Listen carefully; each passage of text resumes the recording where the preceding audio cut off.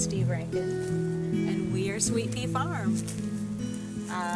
We bought this property in 2010, and it was a rundown old tobacco farm that hadn't really been lived in a long time, and certainly hadn't been farmed in an even longer time. We ended up living in a camper for 3 years while we restored the farmhouse and put in all of the modern amenities. And along the way, we've been trying to farm some too. We do produce all of our own transplants in our little greenhouse.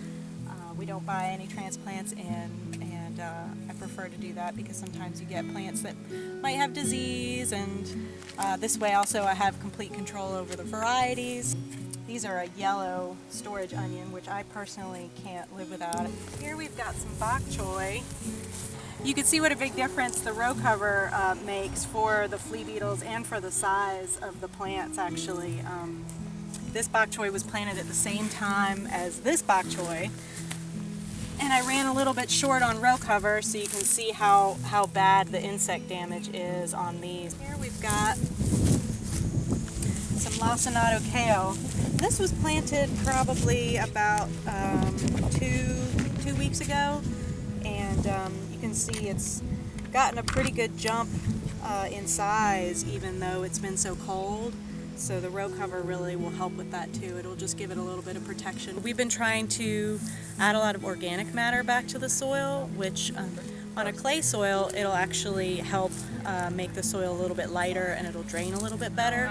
And on a sandy soil it'll do the opposite. It'll help retain moisture, and also it'll give long-term organic nutrients to the plants. We're diverse. We're a diverse small farm. We really only grow about an acre of produce. So one thing that we're really trying to do is make some of the little nooks and crannies of the farm productive. So for instance, we have a lot of sloping ground. So some of the sloping ground is planted to perennials, such as the fruit trees, the blueberries and apples and pears. And then there are some shady spots that really aren't suited for vegetable production, so those are pasture for the hens. And then we've got our shiitake mushroom logs stacked. So we're hoping that even with such a small space we'll be able to make a viable living on this farm.